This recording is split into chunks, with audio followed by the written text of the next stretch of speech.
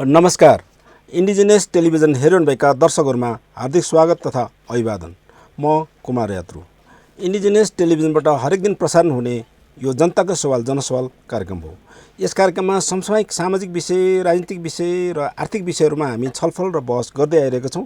यही क्रममा आज पनि आइपुगेका छौँ। आज पनि हामी आदिवासी जनजातिहरूको सरोकार र खास गरिकन आदिवासी जनजाति राष्ट्रिय उत्थान प्रतिष्ठानको गठन र यसका पदाधिकारी नियुक्तिका सन्दर्भमा हामी छलफल गर्नेछौँ र सँगसँगै आदिवासी आन्दोलन र आदिवासी आयोगका सन्दर्भमा पनि हामी समय रहेसम्म छलफल गर्नेछौँ। आजको छलफल र आजको बहस कार्यक्रममा हामीसँग सहभागी हुनुहुन्छ वरिष्ठ मानवशास्त्री डाक्टर ओम गुरुङ। उहाँ अखिल नेपाल आदिवासी जनजाति महासङ्घका अध्यक्ष हुनुहुन्छ र आदिवासी जनजाति महासङ्घका पूर्व महासचिव पनि हुनुहुन्छ। उहाँलाई म डाक्टर ओम गुरुङलाई हार्दिक स्वागत गर्न चाहन्छु सबैभन्दा पहिला। यसै गरिकन हामीसँग हुनुहुन्छ नेवा देयदबु का अध्यक्ष नरेश ताम्राकार हुनुहुन्छ। उहाँलाई पनि म कार्यक्रममा हार्दिक स्वागत गर्न चाहन्छु। यसै गरिकन हामीसँग हुनुहुन्छ आदिवासी जनजाति राष्ट्रिय उत्थान प्रतिष्ठानका कार्यकारी सदस्य तथा अहिले उपाध्यक्ष सिफारिस समितिका सदस्य हुनुहुन्छ ज्ञानेन्द्र पुन। उहाँलाई पनि म कार्यक्रममा हार्दिक स्वागत गर्न चाहन्छु। र हामीले कार्यक्रममा चाहिँ राष्ट्रिय आदिवासी जनजाति महिला महासङ्घको तर्फबाट शान्ति देवानलाई आमन्त्रण गरेका थियौँ। उहाँ पनि सायद जोडिँदै हुनुहुन्छ होला।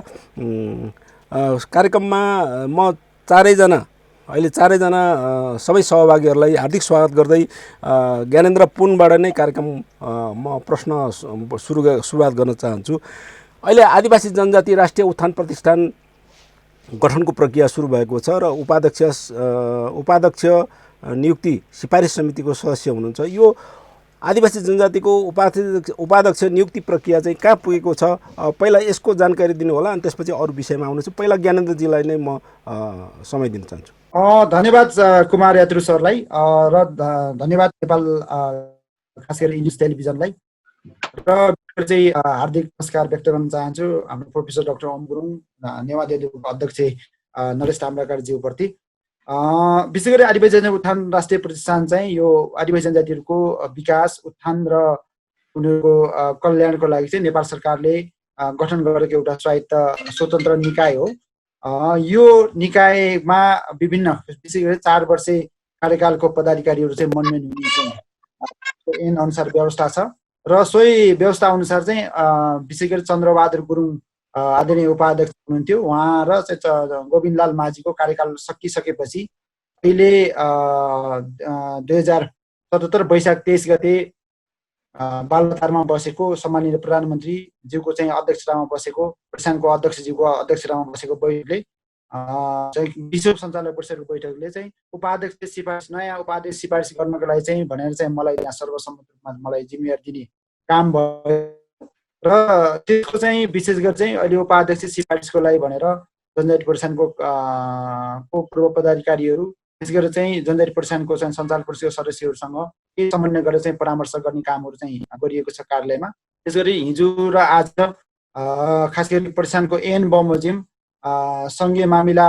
मन्त्री तथा प्रतिष्ठानको सहअध्यक्ष ज्यूको संयोजकतामा प्रतिष्ठानको प्रतिनिधि र चाहिँ जनजाति महासङ्घको प्रतिनिधि चाहिँ रहेको 3 सदस्यीय सिफारिस समिति रहने ऐनमा व्यवस्था भएको हुनाले सोही अनुसार त्यो समिति सिफारिस समितिको बैठक चाहिँ आज पनि बसेको थियो र आज चाहिँ हामीले आदिवासी क्षेत्रमा काम गर्नुभएका विज्ञ व्यक्तिहरू महानुभावहरूको विभिन्न महानुभावहरूको नामहरूमा उहाँहरूको चाहिँ योगदानहरूको विषयमा छलफल गर्ने वातावरण भयो। यद्यपि चाहिँ उपाध्यक्ष टुङ्गाउने र सिफारिस गर्ने 3 जना सिफारिस गर्नुपर्नेमा र 3 जना सिफारिस गर्नुपर्नेमा त्यो चाहिँ टुङ्गो लागेको छैन। सम्भवतः भोलि अथवा पर्सि बैठकले टुङ्गो लगाइसकेपछि सम्माननीय प्रधानमन्त्री तथा आदिवासी जनजाति उत्थान राष्ट्रिय प्रतिष्ठानको चाहिँ अध्यक्षज्यूले 3 जना सिफारिस गरिएको मध्ये 1 जनालाई चाहिँ मनोनित गर्ने जनजाति प्रतिष्ठानको ऐनमा व्यवस्था छ र अहिले चाहिँ यो सिफारिसको कामहरू यति भएको म जानकारी गराउन चाहन्छु। अघि हामीले चाहिँ ज्ञानेन्द्र पुनबाट उपाध्यक्ष नियुक्तिको प्रकरणमा प्रक्रियाहरू कहाँ पुगेको छ भन्ने जानकारी प्राप्त गरेका छौँ। यही क्रममा म नरेश ताम्राकारका जान चाहन्छु। खास गरिकन हामीले आदिवासी जनजाति उत्थान राष्ट्रिय प्रतिष्ठानलाई आदिवासी जनजातिहरूको अपनत्व ग्रहण गर्नको लागि, अपनत्व आफ्नो संस्था बनाउनको लागि चाहिँ त्यहाँको नेतृत्वको पनि भूमिका होला। अब कतापट्टि नेतृत्व चयनमा हामीले के ध्यान दिनु पर्ला, पहिला चाहिँ म यतातिर आफ्नो अभिमत राख्दिन म अनुरोध गर्न चाहन्छु नरेश ताम्राकारलाई, अनि त्यसपछि डाक्टर ओम गुरुङ आउँछु। धन्यवाद छ कुमार यात्रुजीलाई। हाम्रो चाहिँ आदिवासी जनजातिहरूको एउटा साझा सरोकारको प्रतिष्ठान चाहिँ नेपाल सरकारद्वारा गठित चाहिँ सरकारी एउटै मात्रै संयन्त्र हो, त्यो आदिवासी जनजाति राष्ट्रिय उत्थान प्रतिष्ठान। यो चाहिँ आदिवासी जनजातिहरूको ठुलो त्याग र तपस्या र आन्दोलनले चाहिँ प्राप्त भएको प्रतिष्ठान हो। र प्रतिष्ठान ऐन जुन छ 2058 मा आएको, त्योभन्दा पहिले विकास समिति ऐन अन्तर्गत बनिएको समिति भन्दा पनि यो प्रतिष्ठान ऐन चाहिँ आएर बनेको यो प्रतिष्ठान चाहिँ ज्यादै उच्च स्तरीय प्रतिष्ठान हो। र यसले गर्नुपर्ने काम भनेको चाहिँ हामी आदिवासीहरूको भाषा, कला, संस्कृति र आदिवासीहरूको समग्र चाहिँ उत्थानको कुरा र आदिवासीहरू जो पिछडिएको छ, राज्यको मूलधारभन्दा बाहिर छ, त्यो उनीहरूलाई मूलधारमा ल्याउने चाहिँ सरकारी कार्यक्रमहरू पनि यो प्रतिष्ठान मार्फत चाहिँ आउनुपर्ने। त्यसै गरेर चाहिँ अब राज्यको चाहिँ हरेक तहमा आदिवासीहरूको प्रतिनिधित्व, पहिचान र पहुँच चाहिँ नभइरहेको बेलामा चाहिँ यो मूलधारमा आदिवासीहरूलाई ल्याएर यो प्रतिष्ठान मार्फत चाहिँ हामीहरूले अगाडि बढाउने जुन चाहिँ यसको पवित्र उद्देश्य राखिएको थियो, त्यो उद्देश्य चाहिँ अनुरूपको चाहिँ अब यो प्रतिष्ठान गठन भएदेखि यता अगाडिको केही चाहिँ अलिकति राम्रो चाहिँ देखिएको थियो। र पछिल्लो कालखण्डमा आएर प्रतिष्ठानमा जुन खालको नेतृत्व चाहिँ चयन भएर आयो, त्यो चाहिँ कतै कतै यो प्रतिष्ठान ऐनले जुन चाहिँ प्रतिष्ठान ऐनले राखेको पवित्र भावना भन्दा अलिक चाहिँ पर हटेर चाहिँ यो प्रतिष्ठान चाहिँ कतै चाहिँ कार्यकर्ता भर्ती केन्द्र, कतै चाहिँ कार्यकर्ताहरूलाई चाहिँ थन्क्याउन लाउने ठाउँ, कतै यस्तो किसिमको चाहिँ भए जस्तो चाहिँ हामीले महसुस गरेका छौँ। र यो आदिवासी आन्दोलनसँग नजोडिएका व्यक्तित्वहरू हाम्रै अनुहार भए पनि चाहिँ हाम्रो चाहिँ समुदायसँग चाहिँ घुलमिल नभएको अनुहारहरू ल्याएर चाहिँ थोपार्ने जुन किसिमको चाहिँ प्रचलनहरू विगतको केही समयदेखि हामीले अनुभव गर्यौँ। त्यसले गरेर चाहिँ प्रतिष्ठानले आफ्नो उद्देश्य अनुकूल चाहिँ अनुरूप चाहिँ यसले चाहिँ कार्यहरू प्रगति गर्न नसकिरहेको अवस्था छ। र अब हुने चयनमा पनि हामी चाहिँ आदिवासी जनजाति आन्दोलनका अभियन्ताहरू मध्येबाट आदिवासी आन्दोलनको चाहिँ यो समुदायसँग चाहिँ एकदमै नजिकबाट रहेर काम गरेका मान्छेहरूबाट र छानिँदाखेरि चाहिँ हाम्रो चाहिँ एउटा सानो अनुभव चाहिँ के छ भने राज्य सरकार र प्रतिष्ठानमा रहेको चाहिँ पदाधिकारीहरूको चाहिँ त्यो पनि लय अलिअलि मिल्नुपर्ने रहेछ। सरकार र प्रतिष्ठानमा रहेको पदाधिकारीहरूको लय नमिल्दा पनि सरकारले हेर्ने दृष्टिकोण पनि अलिक फरक हुने भएको हुनाले यो सबै दृष्टिकोणले मिल्दोजुल्दो किसिमको चाहिँ नेतृत्व आयो भने हुन त अब यो प्रतिष्ठानले गर्नुपर्ने उद्देश्य ठुलो छ, गर्ने पर्ने कार्यहरू धेरै छ र हाम्रो अपेक्षा पनि धेरै नै छ। तर राज्यले चाहिँ यसलाई हेर्ने दृष्टिकोण चाहिँ के भन्दाखेरि केही कार्यकर्ताहरूलाई चाहिँ यसो गाडी चढ्ने र केही चाहिँ हजारको चाहिँ तलब खुवाउने प्रतिष्ठान जस्तो गरेर यसलाई चाहिँ व्यवहार गरेको छ। र अहिले पनि विगतमा केही वर्षदेखि यसको बजेटहरू चाहिँ क्रमशः चाहिँ यसको चाहिँ कटौती गरेर लगेकोबाट चाहिँ हामीहरू यो प्रतिष्ठानबाट जुन हामीले आशा अपेक्षा गरेको त्यो अनुरूपको कार्यहरू चाहिँ नपाइरहेको कुरा पनि यहाँहरूको माझमा मैले चाहिँ अनुरोध गर्ने। धन्यवाद कुमार। म डाक्टर ओम गुरुङ जान चाहन्छु यही सन्दर्भमा। अब आदिवासी जनजाति उत्थान राष्ट्रिय प्रतिष्ठानलाई एउटा गतिशील संस्थाको रूपमा, आदिवासी जनजातिको अधिकार स्थापित गर्ने संस्थाको रूपमा जुन कानुनी अधिकार छ प्राप्त गरेको छ, त्यो भित्र हामीले बनाउनको लागि हामीले के भूमिका निर्वाह गर्नु पर्यो? अहिले त राजनीतिकरणको कुरा आयो अनि अति अब कार्यकर्ता भर्ती केन्द्रको पनि कुरा आएको छ। डाक्टर साहबको अब्जर्भेसन के छ यसमा चाहिँ प्रतिष्ठानप्रति? हजुर धन्यवाद कुमारजी र सबै यो सहभागी साथीहरूलाई पनि मेरो चाहिँ तपाईँको धन्यवाद दिन चाहन्छु। अब कुराहरू ज्ञानेन्द्रजीले पनि राख्नुभयो, नरेश ताम्राकारजीले पनि राख्नुभयो। प्रतिष्ठानको स्थापना आदिवासी जनजातिकै आन्दोलनको प्रतिफल स्वरूप भएको हो र यसलाई एक किसिमले अटोनोमस इन्स्टिच्युट होइन, स्वायत्त एउटा संस्थाको रूपमा खडा गरेको छ यसको ऐनले। तर यसको गठन प्रक्रिया भने चाहिँ तपाईँको त्यो स्वायत्तता अनुसारको भएको छैन। जो चाहिँ नि सरकारमा छन् जुन राजनीतिक दल र चाहिँ जसको चाहिँ त्यहाँ आफ्ना नजिकका चाहिँ तपाईँको राजनीतिक हिसाबले अथवा व्यक्तिगत हिसाबले नजिकको चाहिँ छन् त्यसैलाई त्यसको अध्यक्षता बनाइदिने, उपाध्यक्ष बनाउने र सदस्य सचिव बनाउने र उनीहरूको आफ्नो अनुकूलको मान्छे राखेपछि उनीहरूको अनुकूलका चाहिँ तपाईँको त्यहाँ कार्यक्रमहरू पनि त्यो अनुसार हुन्छन् र आदिवासी जनजातिहरूले जुन किसिमको एउटा प्रतिष्ठानबाट आशा गर्छन्, अपेक्षा राख्छन्, उनीहरूको चाहना छ, भावना छ, त्यो अनुसारको त्यहाँ भएको छैन। र विशेष गरेर चाहिँ तपाईँको यो पछिल्लो कालखण्डमा अघि नरेशजीले भने चाहिँ प्रतिष्ठानका उपाध्यक्ष, सदस्य सचिव भनेका राजनैतिक दल जो चाहिँ सत्तामा हुन्छ, सरकारमा हुन्छ, उसैले आफ्नो मान्छे भर्ती गर्ने भर्ती केन्द्रको रूपमा प्रतिष्ठानलाई उपयोग गरेको छ। त्यो चाहिँ असाध्यै दुःखद पक्ष हो र पछिल्लो कालमा त्यस्तै खालको कार्यक्रमहरू पनि नहुने, कार्यक्रमहरूलाई चाहिँ सरकारले बजेट पनि नदिने र खाली कर्मचारीलाई तलब खाने साधारण चाहिँ बजेटमा पठाइदिएर त्यो प्रतिष्ठानलाई त्यत्तिकै चाहिँ तपाईँको झुन्ड्याइएको अवस्था छ र यतिसम्म भयो कि प्रतिष्ठानलाई विघटन गरेर त्यसलाई चाहिँ खारेज गरेर त्यसको ठाउँमा आयोग आउने र प्रतिष्ठानको काम छैन भनेर त्यसलाई चाहिँ तपाईँको खारेज पनि गर्न खोजेको थियो र फेरि त्यसको पनि विरोधमा हामीले नै चाहिँ तपाईँको आवाज उठाइयो, यो खारेज गर्नु हुँदैन किनभनेदेखि प्रतिष्ठान र आयोगको चाहिँ कार्यक्षेत्रहरू भिन्न भिन्दै हुन्। आयोग एउटा चाहिँ नीति नियम बनाउने हो, प्रतिष्ठान चाहिँ तपाईँको त्यसको चाहिँ तपाईँको कार्यान्वयन गर्ने क्षेत्र हो। त्यसकारणले यसको कार्यक्षेत्रहरू पनि फरक फरक छन्, अधिकार क्षेत्रहरू पनि फरक फरक छन्, यसको प्रकृति पनि गठन प्रक्रिया पनि चाहिँ फरक फरक छन् भने हुनाले जतासुकै गरेर त्यसको चाहिँ तपाईँको विरोध उठेपछि त्यो अहिलेसम्म त त्यसलाई झुन्ड्याएर राखिएको छ तर जनजातिको हक अधिकार सेवा सुविधाको हिसाबले त्यो राख्नु र नराख्नुको कुनै चाहिँ तपाईँको अर्थ अहिले चाहिँ तपाईँको देखिएको छैन। मैले सुरुदेखि नै चाहिँ के भने भनेदेखि अब यो प्रतिष्ठान हुनु त अति आवश्यक छ तर प्रतिष्ठानले आदिवासी जनजातिलाई र आदिवासी जनजातिको बानी बिगार्ने भन्दा अरू चाहिँ तपाईँको खासै काम चाहिँ गरेको देखिन्न। सुरुमा अलिअलि चाहिँ तपाईँको काम भए, संस्थागत विकासहरू भए, भाषा संस्कृतिको संरक्षणको कामहरू भए, उनीहरूको चाहिँ तपाईँको चेतनामुखी अभियान, उनीहरूको सामाजिक चेतना उठाउने कामहरू गरे, त्यो राम्रै काम भएको थियो। तर पछिल्लो कालखण्डमा ती सबै कामहरू चाहिँ तपाईँको एक किसिमले चाहिँ तपाईँको त्यसमा गतिरोध नै लाग्यो। त्यो चाहिँ कामहरू चाहिँ कार्यक्रमहरू चाहिँ बन्द नै भए र खालि कर्मचारीलाई चाहिँ तपाईँको तलब खुवाएर राख्ने काम भएको छ, त्यो प्रतिष्ठानले गर्ने काम चाहिँ खासै होइन।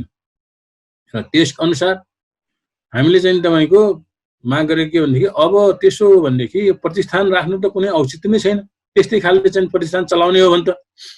त्यसकारण यदि प्रतिष्ठान चलाउने हो भने अलिकति चाहिँ तपाईँको एउटा डाइनामिक लिडरसिप हुनु पर्यो, परिपक्व हुनु पर्यो, अनुभवी हुनु पर्यो, योग्य हुनु पर्यो, सक्षम हुनु पर्यो।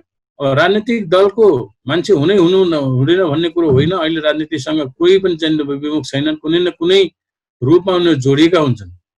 तर विशुद्ध एउटा राजनीतिक दलको कार्यकर्ता, राजनीतिक दलको चाहिँ तपाईँको त्यो इच्छा, उनीहरूको स्वार्थ, तिनीहरूको चाहिँ ऊभन्दा नबोक्ने, आदिवासी जनजाति आन्दोलनसँग कुनै किसिमको परिचय पनि नभएको, त्यो पृष्ठभूमिबाट पनि नआएका, त्यसको बारेमा कुनै जानकारी पनि नभएको, चासो उनीहरूको चिन्ता पनि नभएका त्यस्ता मान्छेलाई लिएर त्यो प्रतिष्ठानको उपाध्यक्ष अथवा चाहिँ सदस्य सचिव राखेर काम हुँदैन। त्यसकारणले पहिलो दुईवटा चाहिँ तपाईँको जे भए पनि त्यो राम्रै चाहिँ भएको थियो कि अब पञ्चायत कालपछि जुन प्रतिष्ठानको गठन भयो, बौद्धले चाहिँ ऊ आएपछि 2001 पछि जो सन्तबहादुर गुरुङहरू आए, त्यसपछिका एक दुईवटा चाहिँ तपाईँको अब चैतन्य सुब्बाहरू जस्ता चाहिँ मान्छेहरू आउँदाखेरि प्रतिष्ठानको ओज अर्कै थियो, त्यसको हाइट पनि अर्कै थियो।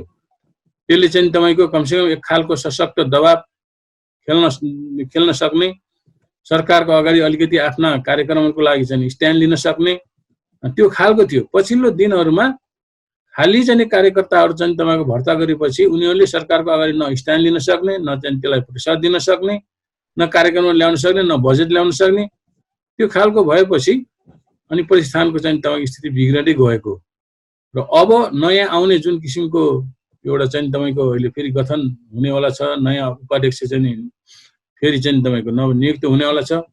यसमा अब चाहिँ तपाईँको अब त्यो त्यसको भनौँ न त्यो सिलेक्सन कमिटी पनि गठन भइसकेको छ। अब उनीहरूले चाहिँ हेर्नुपर्ने के हो भने तपाईँको मान्छे कस्तो ल्याउने, एउटा राम्रो क्राइटेरिया बनाउने, योग्य पनि हुनु पर्यो, अनुभवी पनि हुनु पर्यो, सक्षम पनि हुनु पर्यो, प्रतिष्ठानको पक्षमा आदिवासी जनजातिको पक्षमा। डाक्टर साहबलाई म यही सन्दर्भमा थप प्रश्न पनि राख्न चाहन्छु, छोटोमा जवाफ दिने प्रयास गर्नु होला।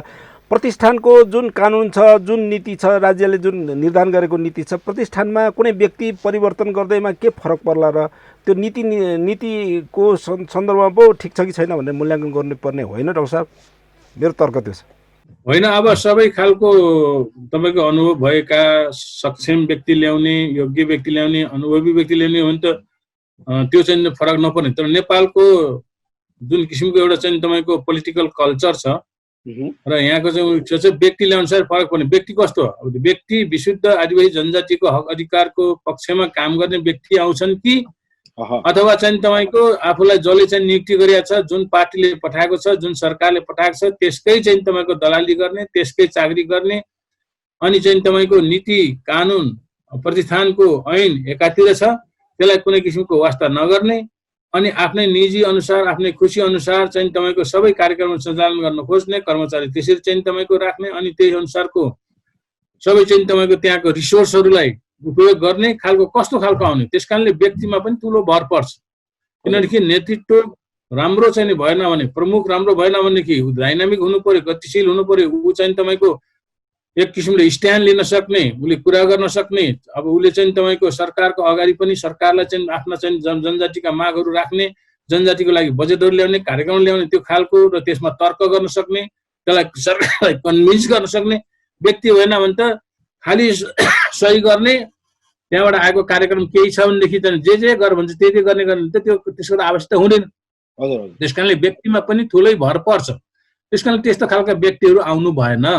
त्यस्तो खालका चाहिँ तपाईँको व्यक्तिलाई जनजाति नै भए तापनि हामीले चाहिँ तपाईँको पनि त्यो स्वीकार गर्ने चाहिँ स्थिति हुँदैन। उसलाई राम्रो व्यक्ति पठाऊ, किन जनजातिमा धेरै छन्, राजनैतिक दलबाट आउने पनि खालि चाहिँ तपाईँको त्यो दलभित्र पनि को नजिकको भक्त हो, को अलिकति चाहिँ तपाईँको त्यसको अलिक क्रिटिक गर्ने खालको, अथवा चाहिँ उसले भनेको नमान्ने, त्यस्तो छानेर पठाइदिन्छ क्या त्यहाँ। त्यो प्रतिष्ठानको कुरो मात्रै होइन, सरकारी सबै चाहिँ सङ्घ संस्थामा, आयोगहरूमा है, त्यसपछि त्यहाँका कुनै संस्थानहरूमा सबै त्यस्तो खालको पठाउँछन्। त्यसले गर्दा नै हाम्रो चाहिँ सबै कुरो चाहिँ तपाईँको बिग्रिँदै गएको छ। त्यसले गर्दाखेरि त्यस्तो खालको व्यक्तिलाई यो चाहिँ तपाईँको छनौट समितिले सिफारिस गर्ने कुरो पनि भएन, त्यो गर्नु पनि हुँदैन। र चाहिँ तपाईँको सरकारको अगाडि छनौट समितिले एकदम स्ट्यान्ड राख्नु सक्नु पर्यो कि हामीले सबैलाई चाहिँ स्वीकार हुने खालको प्रतिष्ठानको उपाध्यक्ष यो व्यक्ति हुनसक्छ, 1 2 3 यो हो, यो भन्दा अर्को चाहिँ हुन सक्दैन भन्ने खालले चाहिँ तपाईँको छनौट समितिले पनि त्यो स्ट्यान्ड राख्न सक्नु पर्यो, त्यो खालले चाहिँ तर्क गर्न सक्नु पर्यो। र छनौट समितिले त्यो अनुसारको परामर्श गरेर आदिवासी जनजातिका चाहिँ अग्रजहरूसँग, उनीहरूको अगुवा, उनीहरूको बुद्धिजीवीहरूसँग सबैसँग चाहिँ तपाईँको सल्लाह गरेर को व्यक्ति उपयुक्त हुन सक्छ जनजातिको हक अधिकार, जनजातिको चाहिँ तपाईँको विकासको लागि, कसलाई चाहिँ प्रतिष्ठानको प्रमुख बनाउँदाखेरि राम्रो हुन्छ भन्ने खालको सल्लाह गरेर त्यो अनुसारको व्यक्तिको नाम सिफारिस गरेर लैजाने र सिफारिस गरेको व्यक्तिको नाममा उनीहरूले पनि आफूले पनि स्ट्यान्ड लिन सक्ने खालको सञ्चालक समिति अथवा त्यहाँको चाहिँ छनौट समितिले पनि गर्न सक्छ। धन्यवाद डाक्टर साहब। अब ज्ञानेन्द्र पुनजी, अब अहिले छनौट समिति जुन क्रियाशील छ, अब छनौट समिति पनि अब देखाउनको लागि मात्रै हो भन्ने पनि गरिन्छ। अब त्यो सरकारले जे भन्छ त्यही हुन्छ भन्ने खालको हुन्छ। तपाईँहरूकोमा कतिको दबाब आएको छ, के छ प्रक्रिया अहिले चाहिँ, कतिको तपाईँहरू स्वतन्त्र हुनुहुन्छ, अर्थात् तपाईँहरूले भनेको मान्छे नियुक्ति हुने कतिको सम्भावना छ ज्ञानेन्द्रजी? हजुर, यो यहाँले भने जस्तै विशेष गरेर अब डाक्टर साहबको सल्लाह सुझाव आएको छ, उहाँको सल्लाह सुझावलाई हार्दिक मनन गर्न चाहन्छु। र विशेष गरेर आदिवासी जनजाति उत्थान राष्ट्रिय प्रतिष्ठानको चाहिँ दफाको यो खास गरी यसको प्रावधानको कुरा गर्न चाहन्छु। विशेष गरी चाहिँ आदिवासी जनजातिको उत्थान र विकासमा उल्लेखनीय योगदान गरेको पुर्याएको व्यक्तिहरू मध्येबाट चाहिँ अब 3 जना चाहिँ आदिवासी जनजातिहरू चाहिँ सिफारिस गर्ने भन्ने चाहिँ यो प्रतिष्ठानको ऐनमै व्यवस्था छ। त्यस कारणले गर्दाखेरि त्यो 3 जना सिफारिस गर्ने मान्छे चाहिँ मैले फेरि भन्न चाहन्छु, सिफारिस समितिमा को सहअध्यक्ष सङ्घीय मामिला मन्त्री देशको चाहिँ संयोजक हुनुहुन्छ, जनजाति महासङ्घको आदिवासी जनजाति महासङ्घको अध्यक्ष र जनजाति प्रतिष्ठानको तर्फबाट मलाई त्यो सिफारिस समितिमा पठाएर हामी 3 जनाको सिफारिस समिति भएको छ। र यो समितिमा पक्कै पनि यो चाहिँ जुन चाहिँ आदिवासी जनजाति उत्थान राष्ट्रिय प्रतिष्ठान ऐन 2058 को अब यो चाहिँ दफा 7 को ग मा चाहिँ मैले भने जस्तै यो चाहिँ दफा 7 मा प्रस्ताव के लेखिएको छ भने आदिवासी जनजातिहरूको उत्थान र विकासमा उल्लेखनीय योगदान पुर्याएका व्यक्तिहरू लाई चाहिँ सिफारिस गर्ने भनेर प्रस्ताव लेखिएको छ र त्यो सिफारिस मध्येबाट 3 जना मध्येबाट 1 जनालाई उपाध्यक्ष मनोनित गर्ने भन्ने कुरा चाहिँ अध्यक्षबाट अथवा चाहिँ सामान्य प्रधानमन्त्री उपाध्यक्ष मनोनित गर्ने भन्ने कुरा ऐनमा व्यवस्था भएको हुनाले चाहिँ पक्कै पनि आदिवासी जनजाति क्षेत्रमा विशेष गरी नेपाल आदिवासी जनजाति महासङ्घको यसको सुन्दर पक्ष सिफारिस समितिको एउटा सुन्दर पक्ष के छ भने नेपाल आदिवासी जनजाति महासङ्घको प्रतिनिधि पनि त्यहाँ रहन्छ, जनजाति प्रतिष्ठानको प्रतिनिधि पनि त्यहाँ रहन्छ र सङ्घीय मामिला मन्त्री पनि रहने भएको हुनाले सङ्घीय मामिला मन्त्री त सरकारको प्रतिनिधि हो अथवा चाहिँ विशेष गरी चाहिँ अब अध्यक्षको रूपमा रहने कुरा भयो। तर हामी चाहिँ जनजाति क्षेत्रैमा काम गरेर जनजाति क्षेत्रकै चाहिँ प्रतिनिधि भएको हुनाले चाहिँ हाम्रो प्रोफेसर डाक्टर ओम गुरुङज्यूले भने जस्तै अब हाम्रो आदरणीय नरेश ताम्राकारज्यूले भने जस्तै आदिवासी जनजाति क्षेत्रमा काम गर्न सक्ने र काम गरिरहेका अनुभवी व्यक्तिहरूलाई नै पठाउने हाम्रो प्रयास प्रयत्न छ र यो बैठकहरू चाहिँ लम्बिनु पर्ने बैठकहरू चाहिँ अब ढिलो अझै चाहिँ लम्बिनु पर्ने कारण पनि त्यहाँ चाहिँ हामीले विशेष गरी चाहिँ जनजाति महासङ्घबाट 1 जना हामी पठाउनुहुन्छ भने जनजाति प्रतिष्ठानबाट मैले 1 जना पठाउँछु र सङ्घीय मामिला मन्त्रीले 1 जना पठाउँछ। तर सङ्घीय मामिला मन्त्रीलाई पनि हामीले चाहिँ कम्तीमा हजुर चाहिँ एउटा यो विभागीय मन्त्री मात्र भएको हुनाले कम्तीमा 3 जना चाहिँ हामीलाई सिफारिस गर्न दिनुहोस् भनेर चाहिँ रिक्वेस्ट गरेका छौँ।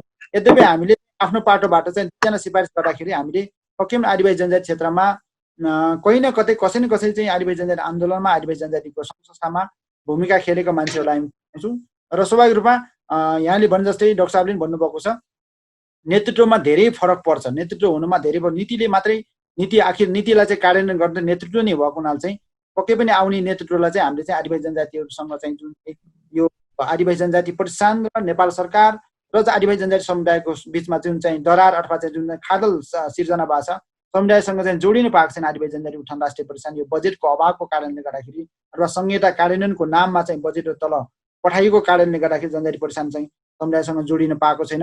यद्यपि यसलाई चाहिँ मध्यनजर गरेर पनि सिंहदरबारसँग चाहिँ अब लाई कन्भिन्स गर्न सक्ने सरकारी निकायलाई कन्भिन्स गर्न सक्ने अथवा आदिवासी जनजाति समुदायहरूसँग चाहिँ प्रत्यक्ष परोक्ष रूपमा रहेर चाहिँ काम गर्न सक्ने व्यक्तिलाई नै सिफारिस गर्ने हाम्रो प्रयास प्रयत्न छ र मैले फेरि पनि भन्न चाहन्छु नेतृत्वमा धेरै कुरा भर पर्छ। त्यसकारणले गर्दा नेतृत्व हामीले चाहिँ सकभर आदिवासी जनजाति क्षेत्रमै लामो समय काम गरेका र विज्ञता भएका अनुभवी आदिवासी आन्दोलन जन्माएका व्यक्तिहरू नै हामीले ल्याउनु पर्छ भनेर हामी लागिरहेका छौँ। ज्ञानेन्द्रजीलाई नै म थप प्रश्न सोध्न चाहन्छु। खास गरिकन आदिवासी जनजाति उत्थान राष्ट्रिय प्रतिष्ठान भन्नाले उपाध्यक्ष मात्रै भएन, त्यहाँ चाहिँ सदस्य सचिव मात्रै पनि भएन, त्यहाँको परिषद भयो, कार्यकारी सदस्यहरूको कुराहरू भए। त्यो पृष्ठभूमिमा परिषद तपाईँ चाहिँ अब प्रतिष्ठानमा कार्यकारी सदस्य भएर जुन काम जुन अनुभव हासिल गर्नु भएको छ यो दृष्टिकोणले त्यहाँको परिषदको सदस्यहरूको क्षमताको पनि त कुरा होला नि। क्षमताको परिषदको सदस्यको भयो, कार्यकारी सदस्यको भयो, अनि न अरू अब समग्र बडीको होला। त्यो दृष्टिकोणले प्रतिष्ठानलाई अझ सक्रिय अझ गतिशील बनाउनको लागि सहयोगी संस्थाहरू आदिवासी जनजाति महासङ्घका नीतिहरूको कतिको प्रभाव पर्छ होला, यो बारेमा छोटोमा कुराकानी राखिदिनु होला। यसमा हजुरले भने जस्तै सहरमा यो जनजाति प्रतिष्ठानको एउटा सुन्दरतम पक्ष भनेको चाहिँ यो जनजाति प्रतिष्ठानमा विभिन्न जातीय संस्था नेपालमा चाहिँ आदिवासी जनजातिहरू 59 आदिवासी जनजातिहरू चाहिँ हुनुहुन्छ, समुदायहरू हुनुहुन्छ। त्यसमध्ये चाहिँ 56 आदिवासी जनजातिहरूको संस्था छ। 56 संस्थाका आदिवासी जनजातिको संस्थाको प्रतिनिधिहरू चाहिँ जनजाति प्रतिष्ठानको सञ्चालक परिषदको सदस्य हुनुहुन्छ र यसको नेपालमा रहेका सबै आदिवासी जनजाति त्यसको चाहिँ सदस्य हुनुहुन्छ। त्यस गरेर चाहिँ त्यहाँ चाहिँ पक्कै पनि जातीय संस्थाले सिफारिस गरेर नेपाल आदिवासी जनजाति महासङ्घले चाहिँ थप त्यसलाई चाहिँ सिफारिस गरेर अनि त्यसपछि नेपाल सरकारले सञ्चालक परिषद सदस्यहरू मनोनयन गर्ने प्रावधान छ। त्यसपछि त्यो कारणले गर्दाखेरि चाहिँ प्राय पक्कै पनि यहाँ जातीय संस्थाका समस्याहरू जातीय संस्थाका विभिन्न चाहिँ गतिविधिहरू चाहिँ सञ्चालक परिषदमा सिधै चाहिँ प्रतिनिधि मार्फत आउने गर्ने एउटा प्रावधान छ र एउटा सुन्दरतम पक्ष समुदायको प्रतिनिधि राउटे, कुसुन्डा, हायु लगायत विभिन्न चाहिँ अब समुदायहरू चाहिँ अब यी समुदायहरूको लागि चाहिँ सरकार भनेकै अथवा चाहिँ यो नेपाल राज्य भनेकै प्रतिष्ठान हो त्यस्तो खालको लोपन अल्पसङ्ख्यकहरूले ठान्ने गर्छन्। विगतमा कार्य व्यवस्था पनि थियो तर अहिले चाहिँ बजेटको कारणले गर्दाखेरि त्यो हुन सकेको छैन एउटा कुरा। अर्को कुरा हजुरले भने जस्तै क्षमताको हिसाबले गर्दा प्रतिनिधिहरू चाहिँ जातीय संस्थाले पठाएको प्रतिनिधिहरू त्यहाँ आउने भएको हुनाले स्वाभाविक रूपमा जातीय संस्थाले छलफल गरेर आफ्नो समुदायभित्र छलफल गरेर त्यहाँबाट निर्विकल्प रूपमा पठाउने चलन छ। त्यस कारणले गर्दा समुदायमा काम गरेकै मान्छेहरू आउनुहुन्छ। त्यस गरी चाहिँ अरू निकायहरू जस्तो चाहिँ हजुरले भन्नु जस्तै उपाध्यक्ष, अहिले त हामीले त उपाध्यक्ष मात्रै सिफारिस गर्ने हो। फेरि उपाध्यक्ष मनोनित भइसकेपछि उपाध्यक्षले चाहिँ एकजना चाहिँ व्यक्ति आदिवासी जनजाति क्षेत्रमा काम गरेका एकजना व्यक्तिलाई चाहिँ उहाँले एकल सिफारिसमा चाहिँ संघीय मामिला मन्त्रीले चाहिँ सदस्य सचिव मनोनित गर्ने चलन छ। त्यसैले हामीले चाहिँ अस्ति चाहिँ अब विश्व सञ्चालक परिषदको बैठकले चाहिँ हामीले चाहिँ कार्यकारिणी सदस्य सिफारिस समिति भनेर चाहिँ हामी गठन गरेका छौँ। सञ्चालक परिषद सदस्य मुकुन्द पौडेल, त्यसपछि जीवन राई र दीपक याखा 3 सदस्यीय सिफारिस समिति हामीले बनाएको छौँ। त्यसले चाहिँ त्यो 3 सदस्यीय सिफारिस समितिले चाहिँ 5 जना कार्यकारिणी सदस्य, 1 जना महिला अनिवार्य रहने गरेर 5 जना कार्यकारिणी सदस्य मनोनयनको लागि चाहिँ उहाँले अध्यक्षलाई चाहिँ मनोनयनको लागि चाहिँ उहाँले सिफारिस गर्नुहुन्छ। त्यसमध्येबाट अध्यक्षले 2 जना कार्यकारिणी सदस्यहरू सिफारिस मनोनित गर्नुहुन्छ। त्यसकारण यसको संरचना अलिक वृहत खालकै संरचना छ। त्यसकारणले गर्दा यसमा चाहिँ हजुरले भने जस्तै विभिन्न क्षेत्रबाट आएका व्यक्तिहरूको यो चाहिँ सङ्गम चौतारी जस्तै हो, एउटा थलो चाहिँ भनौँ न एउटा छाडी जस्तै हो। यसलाई हामीले बृहत्तर रूपमा विकास गर्न सक्यो। स्वायत्त निकाय भएको यसलाई आदिवासी जनजातिको बिचमा आदिवासी आन्दोलनलाई, नेपाल सरकारलाई, नेपालको विभिन्न निकायहरूलाई जोड्न सक्ने एउटा कडीको रूपमा यसलाई विकास गर्न सकियो भने चाहिँ यो अत्यन्तै राम्रो सुन्दरतम एउटा चाहिँ। धन्यवाद। म नरेश ताम्राकरका जाइहालौँ, त्यसपछि म डाक्टर साहबको आउँछु। जातीय संस्थाको प्रतिनिधि पनि हुने प्रतिष्ठानमा हुने रहेछ होइन, परिषदमा हुने रहेछ भनेपछि जातीय संस्थाको सहभागिताले त्यो प्रतिष्ठानको नीतिमा, प्रतिष्ठानको कार्यक्रमहरूमा के परिवर्तन हुन्छ होला? प्रतिष्ठानहरूको क्षमता, के अरे जातीय संस्थाहरूको क्षमताको कुरा पनि आयो नि त, उठ्यो नि त यहाँ त।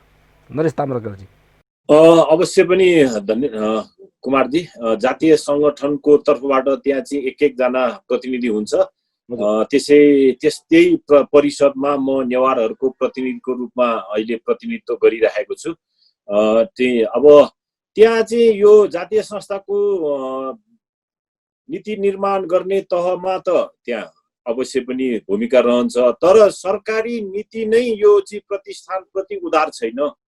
मैले अघि पनि निवेदन गरेँ, यो चाहिँ 13-14 करोड रुपियाँ पैसा दिँदै थियो, अहिले 4-5 करोडमा झार्यो। 1.5 करोड चाहिँ आदिवासीहरूको समग्र उत्थानको लागि गर्नुपर्ने प्रतिष्ठानलाई 4-5 करोड भनेको त्यहाँ चाहिँ कार्यक्रम, त्यो चाहिँ त्यहाँको चाहिँ उनीहरूलाई चाहिँ तलब भत्तामै सकिन्छ। अघि ज्ञानेन्द्रजीले भन्नुभयो, अब 22 वटा जातीय संस्थालाई चाहिँ थोरै पहिले कार्यालय सञ्चालनको लागि चाहिँ अलिकति पैसा दिने गरिरहेको थियो। त्यो चाहिँ अब 59-56 वटालाई दिइराखेकोमा अहिले 22 वटालाई सायद त्यतिमा चाहिँ यसलाई झारिसकेको छ। र अरू कार्यक्रम भन्ने पनि त्यहाँ चाहिँ शून्य बराबरको कार्यक्रम हुन्छ। यो प्रतिष्ठान चाहिँ अझ व्यापक हुनुपर्ने मेरो अनुभवमा चाहिँ यो प्रदेश सरकार अन्तर्गत पनि यस्तो प्रतिष्ठान हुनुपर्ने, या चाहिँ आदिवासी जनजाति राष्ट्रिय उत्थान प्रतिष्ठानकै प्रदेश स्तरीय शाखा हुनुपर्ने, या चाहिँ यस्तो चाहिँ आदिवासी तत्त्व क्षेत्रमा रहेको आदिवासीहरूको उत्थानको लागि यो प्रदेश र स्थानीय तहमा पनि हुनुपर्ने। अहिले बजेट जति चाहिँ हामीले पाएको बजेट चाहिँ स्थानीय तहमा गयो भनेर कटाइदियो। स्थानीय तहमा गइसकेपछि कस्तो भने त्यो चाहिँ त्यहाँको मेयरले आदिवासी जनजातिको चाहिँ सङ्गठनै नचिन्ने, त्यहाँ चाहिँ जुन पार्टीको चाहिँ मेयर छ त्यही पार्टीको चाहिँ कार्यकर्ताहरूले ल तिमीहरूलाई चाहिँ आदिवासीले पैसा आएको छ लैजा भनेर चाहिँ दिइराखेको, र चाहिँ आदिवासी अनि बाटो खन्न लगाइरहेको, यो आदिवासी उत्थानको लागि आएको पैसा भने यो त आदिवासी पनि हिँड्छ नि यो बाटोमा, यो आदिवासीले पनि खान्छ नि यो पानी भनेर चाहिँ यसरी चाहिँ तल गएको बजेट पनि दुरुपयोग गरिरहेको छ। र यसलाई चाहिँ आदिवासी जनजाति राष्ट्रिय उत्थान प्रतिष्ठानकै पनि संरचना चाहिँ अब जातीय सङ्गठनको प्रतिनिधित्व राखेर यसलाई चाहिँ प्रदेश स्तरीय पनि बनाउनु पर्यो र पालिका स्तरीय पनि यसलाई बनाएर साँच्चै नै आदिवासीको चाहिँ उत्थानको लागि चाहिँ गर्ने हो भने त आफ्नो जातीय सङ्गठनको प्रतिनिधिहरूलाई मात्रै थाहा हुने हो एउटा कुरो, यो चाहिँ यसलाई चाहिँ यसरी विकास गर्नुपर्ने आवश्यक छ भनेदेखि आदिवासी जनजातिहरूलाई चाहिँ आदिवासी जनजाति हो भनेर सिफारिस गर्ने अधिकार चाहिँ, प्रमाणित गर्ने अधिकार चाहिँ आदिवासी जनजाति राष्ट्रिय उत्थान प्रतिष्ठानलाई छ र यो गरि पनि राखेको छ। तर विडम्बनापूर्ण के छ भने यो प्रतिष्ठानले चाहिँ गरेको सिफारिसलाई पनि नेपाल सरकारको अन्य निकायहरूले चाहिँ मान्य नबनाउने, यो चाहिँ यसलाई चाहिँ यो त कहाँ गाउँसम्मको मान्छेले कहाँ यो गर्न सक्छ भनेर चाहिँ बहानामा चाहिँ यसले यो अधिकार चाहिँ फेरि प्रतिष्ठानबाट खोजेर लगेर चाहिँ यसलाई चाहिँ सिडिओ कार्यालय जिल्ला प्रशासनलाई दिएको छ। त्यो बिल्कुल गलत छ। यो चाहिँ प्रतिष्ठानले नि हो, को आदिवासी हो को होइन, एउटै मेरै जातको कुरा गर्ने हो भने जोशी भन्ने नेवार पनि हुन्छ, जोशी भन्ने चाहिँ खस आर्य समुदायको पनि हुन्छ, कायस्थ भने नेवार पनि हुन्छ, कायस्थ भने तराई मूलको पनि हुन्छ। यसै गरेर चाहिँ अब अरू समुदायको पनि छ। पहिले अस्ति एउटा चाहिँ ठुलो परेको थियो के भन्दाखेरि अधिकारी भन्ने चाहिँ यो हाम्रो दनुवारमा पनि हुन्छ, अनि चाहिँ खसारे समुदाय पनि, अनि अधिकारी दनुवार भनेर चाहिँ अर्को समुदायले चाहिँ छात्रवृत्ति खाइदिएको रहेछ होइन। यस्तै गरेर यो भएको हुनाले यो सम्बन्धित समुदायले मात्रै आफ्नो जातिहरूलाई पहिचान गरेर गर्ने जुन अधिकार चाहिँ थियो त्यसलाई पनि खोसेर लगेर सिडिओलाई दिएको छ। यो चाहिँ प्रतिष्ठानमा अब आउने नेतृत्वले यो अधिकार लिएर तल पालिका स्तरसम्म चाहिँ यसको चाहिँ संरचना लिएर जानुपर्छ। त्यसलाई चाहिँ भए चाहिँ भोलिन्टियरली अहिलेसम्म हामीले चाहिँ आदिवासी आन्दोलनमा गरिआएको कामहरू जम्मै चाहिँ भोलिन्टियरली हो, त्यहाँ पनि त्यसरी गराउन सकिन्छ।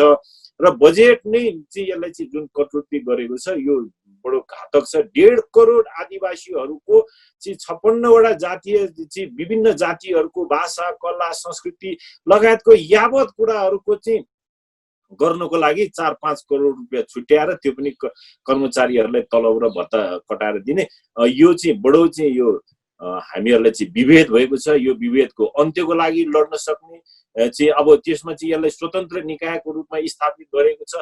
यसलाई चाहिँ स्वतन्त्र दात्री संस्थाहरूबाट चाहिँ विदेशी दात्री संस्था, स्वदेशी दात्री संस्थाहरूबाट पनि बजेट ल्याउन सक्ने प्रावधान भएको हुनाले त्यो किसिमको पनि चाहिँ व्यक्तित्वहरूको चयन हुनुपर्छ।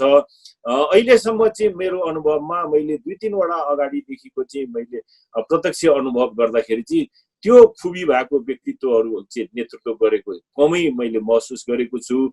र अब आउने चाहिँ यस्तो सबै चाहिँ गुण सर्वसम्पन्न गुणले सम्पन्न भएको व्यक्तिको सिफारिस होस्।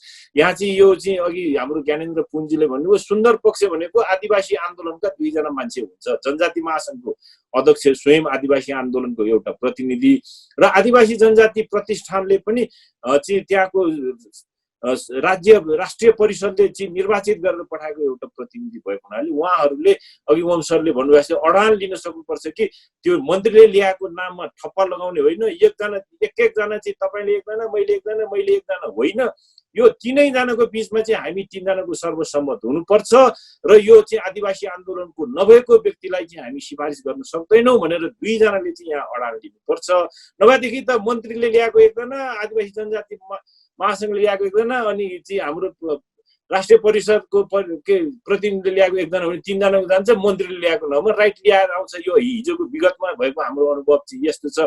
त्यस कारणले यसपालि चाहिँ 2 जना आन्दोलनका प्रतिनिधिहरू त्यहाँ हुनुहुन्छ, उहाँहरूले यसरी अडान लिनुपर्छ भन्ने मेरो चाहिँ सुझाव छ। र जहाँसम्म लाग्छ सदस्य सचिव चाहिँ अध्यक्ष उपाध्यक्षको सजिलोको लागि उहाँले सिफारिस गर्नुहुन्छ, त्यसमा हामीले धेरै चाहिँ छैन। र सदस्यहरू 2 जनामा पनि एउटा आदिवासी आन्दोलनको व्यक्तित्वहरू नै त्यहाँ भइदियो भने चाहिँ धेरै सजिलो हुन्छ भन्ने मलाई लागेको छ। आदिवासी जनजाति राष्ट्रिय उत्थान प्रतिष्ठानको गरिमा जति हामीले उच्च राख्न सक्यौँ त्यति हाम्रो चाहिँ आदिवासीहरूको रहन्छ।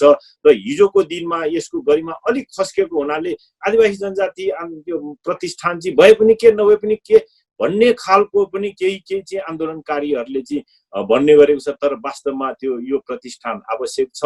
यो आवश्यकता महसुस गरेरै हामीले चाहिँ ठुलो चाहिँ सङ्घर्ष गरेर फेरि यसलाई चाहिँ खारेजीबाट बचायौँ। र तर पनि अब आउने चाहिँ त्यो यो पदाधिकारीहरूले यो प्रतिष्ठान खारेजीबाट बचाउनमा आदिवासी आन्दोलनमा लाग्ने अभियन्ताहरूको ठुलो हात छ। मलाई जागिर चाहिँ मेरो जागिर चाहिँ सुनिश्चित गराउन यहाँहरूको पनि हात छ भन्ने कुरा चाहिँ उहाँले चाहिँ मलाई यो ठाउँको यो पद मेरो पद चाहिँ यो चाहिँ ल्याउनको लागि यहाँहरूले ठुलो योगदान छ भन्ने कुरा बुझेर त्यसतर्फको कदम चालोस् भन्ने मेरो चाहिँ नरेश ताम्राकार ज्यूलाई अनि त्यसपछि डाक्टर ओम गुरुङलाई एउटै प्रश्न सोध्न चाहन्छु। खास गरिकन आदिवासी जनजाति उत्थान प्रतिष्ठानको सन्दर्भमा के कुरा उठ्ने गरिन्छ भने यो आदिवासी जनजाति उत्थान प्रतिष्ठानले गर्दाखेरि आदिवासी आन्दोलन भुत्ते भयो, अनि हाम्रा कार्यकर्ताहरू अब डाक्टर साहबले भने जस्तै अलिकति परियोजनामुखी भए। त्यस कारणले गर्दाखेरि यो प्रतिष्ठानलाई चाहिँ हामीले बरु खारेज गर्दाखेरि चाहिँ ठिक होला। यो कामै दिन अनुभूति आदिवासी प्रतिष्ठान छ भनेको आदिवासी जनजातिलाई अनुभूति नै हुँदैन भने किन चाहियो भन्ने खालको प्रश्न पनि छ। यसमा के तपाईँको के सम्बोधन? यो विषयमा चाहिँ के भन्दाखेरि यो मैले अघि पनि यहाँलाई निवेदन गरेँ, यो चाहिँ हिजोको नियुक्तिहरूको गलत परम्पराले गरेर अलिकति यो खालको आएको हो यो निराशा। तर जति पनि चाहिँ जातीय सङ्गठनहरूले चाहिँ पैसा पाउँथ्यो त्यो चाहिँ नितान्त त्यो चाहिँ त्यसको भाषा, कला, संस्कृति संरक्षणमा प्रयोग गरेको हामी पाउँछौँ। र चाहिँ त्यो प्रतिष्ठानले चाहिँ राखेको चाहिँ लोकसेवा आयोगको तयारीको कक्षाहरू त्यो एकदमै चाहिँ कामयाबी कक्षाहरू त्यहाँ चाहिँ हामीले कामयाब भएको पाउँछौँ। र केही परियोजनाहरू चाहिँ झोला बोकेर आउने प्रतिष्ठानको उपाध्यक्षको कार्यकर्ता, प्रतिष्ठानको सदस्यको कार्यकर्ताहरूलाई अनि त्यो चाहिँ प्रतिष्ठानको चाहिँ त्यो कार्यकारी सदस्यको चाहिँ मनगढन्त रूपमा बाँडेको हामीले पाएको थियौँ। तर समग्र रूपमा चाहिँ सम्पूर्ण रूपमा यो भएको होइन, केही रूपमा यो चाहिँ विगतमा यस्तो कमी कमजोरी भएको थियो र यो कमी कमजोरी हुँदैमा प्रतिष्ठान खारेजी हुनुहुन्न। प्रतिष्ठान भनेको हाम्रो चाहिँ पहिचानसँग जोडिएको कुरा, हाम्रो आस्थासँग जोडिएको कुरा हो र हिजो भएको कमी कमजोरी र गल्तीहरूलाई चाहिँ सच्याएर लिएर जाने हाम्रो चाहिँ अभिप्राय र हामी त्यसमा चाहिँ खबरदारी पनि गरिरहेका छौँ। र पहिले भन्दा पनि अहिले चाहिँ धेरै सुधार भइरहेको छ। एक त बजेटै कम भएर आयो र त्यसरी लापरवाही चाहिँ परियोजना दिने, परियोजनामुखी बनाउने पनि कम भएको छ। र आदिवासी आन्दोलन चाहिँ यो प्रतिष्ठान एउटा आएर त्यहाँबाट पाउने ले भुत्ते भएको बिल्कुलै होइन। आदिवासी आन्दोलन चाहिँ एकदम सजग नै छ, सशक्त नै छ। र अब यो चाहिँ कहिलेकाहीँ चाहिँ कस्तो भने यो मागहरूलाई सम्बोधन गराउने पक्षमा एक थरी मान्छेहरू यो माग पुरा भयो यति नै हो हामीले पाउने भनेर एक थरी मान्छे चाहिँ हिँडे, एक थरी मान्छे हाम्रो माग सम्बोधनै भएको छैन कहाँ हुन्छ भनेर हामी सडकमै छौँ। हामीले पहिचानको आधारितमा चाहिँ संहिता हुनुपर्छ भनेर सडकमा हामी आन्दोलन गरे नै छौँ। एक थरी चाहिँ यो हो ठुलो उपलब्धि भइसक्यो भनेर अगाडि गएको, कतै चाहिँ आन्दोलन अलिक फितलो मात्रै भएको, भुत्ते भएको छैन र प्रतिष्ठानले आन्दोलनलाई भुत्ते बनाएको छैन र बनाउन पनि सक्दैन। होइन, प्रतिष्ठानले आन्दोलन गर्ने पनि होइन है, र प्रतिष्ठानको त जनजातिहरूको विकास, सामाजिक सेवा त्यसमा।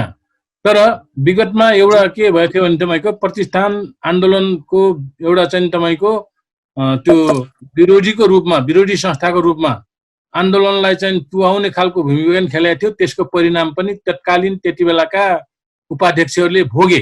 विशेष गरी 62-63को जनआन्दोलनको बेलामा प्रतिष्ठानले सहजीकरण गर्ने अथवा जनजाति आन्दोलनबाट उनीहरूलाई एक किसिमको चाहिँ फाइदै हुन्थ्यो। सरकारसँग बजेटको लागि बार्गेनिङ गर्ने, उनीहरूको स्वायत्तताको लागि बार्गेनिङ गर्ने, उनीहरूको लागि चाहिँ कार्यक्रमलाई बार्गेनिङ गर्ने भनेर पनि उनीहरूले सरकारको चाहिँ तपाईँको एकदममा जाने, आन्दोलन गर्नेहरूलाई त्यहाँ प्रतिष्ठानमा जान पनि नपाउने खालको चाहिँ बन्देज लगाउने खालको एउटा अवस्थाको सिर्जना गरेका थिए।